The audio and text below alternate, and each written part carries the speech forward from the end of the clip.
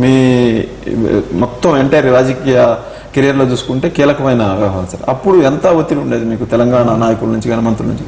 ఉండేది, తీవ్రమైన ఒత్తిడి ఉండేది. సీఎంగా రోసయ్య ఉండటం వల్లే రాష్ట్ర విభజన జరిగింది.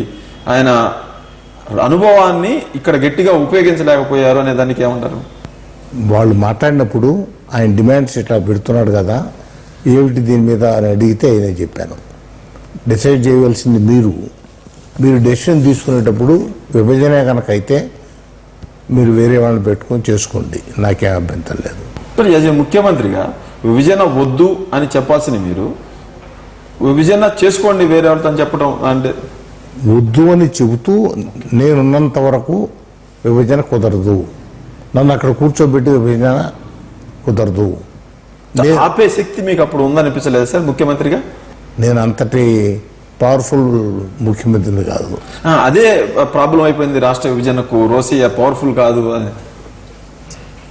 అసలు వైఎస్ ఉంటే అసలు ఇది జరిగేదే కాదు, ఈ ఉద్యమం ఉండేదే కాదు, ఈ విభజన ఉండేదే కాదు అంటారు.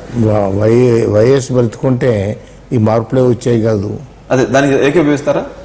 మార్పులు వచ్చేవి కాదు, ఆయనే ఉండేవాడు ముఖ్యమంత్రిగా, ఏం జరిగేదో జరిగేది. ఈ నిర్ణయం ఏమనిపించింది సార్ రాష్ట్ర విభజనకు సంబంధించి? ఆ రోజు చేసిన ప్రకటన నిర్ణయం హైకమాండ్ తప్పుగా చేసిందని మీకు అనిపించిందా? తప్పని నేను అన్ను, హైకమాండ్ ఈ అభిప్రాయంలో నిర్ణయం చేసుకుంది. ఆ అభిప్రాయం కరెక్టా కాదా? ఎందుకంటే తర్వాత మళ్ళీ వెనక్కి తీసుకున్నారు 10 రోజులు గడవక ముందే. దాన్ని బట్టి ఏమనిపిస్తుంది మీకు? హైకమాండ్ తప్పుడు నిర్ణయం తీసుకుంటున్నారు. తప్పు కాదు, తొందరపడి నిర్ణయం చేశారు, మళ్ళీ సర్దుకున్నారు. అంటే హైకమాండ్ కూడా ఇక్కడ వచ్చిన ఈ చీలికలు పేలికలు, ఎమ్మెల్యేలు ఒక పక్క, మంత్రులు ఒక పక్క కావడంతో వాళ్ళ మీద కూడా ప్రెషర్ ఏమైనా పెరిగిందా సార్? తెలియదు. లేకపోతే హైకమాండ్ ఏమన్నా రోసయ్యని సీఎంగా పెట్టి తప్పు చేసామనుకుందా ఏమన్నా మొత్తం సిచ్యువేషన్?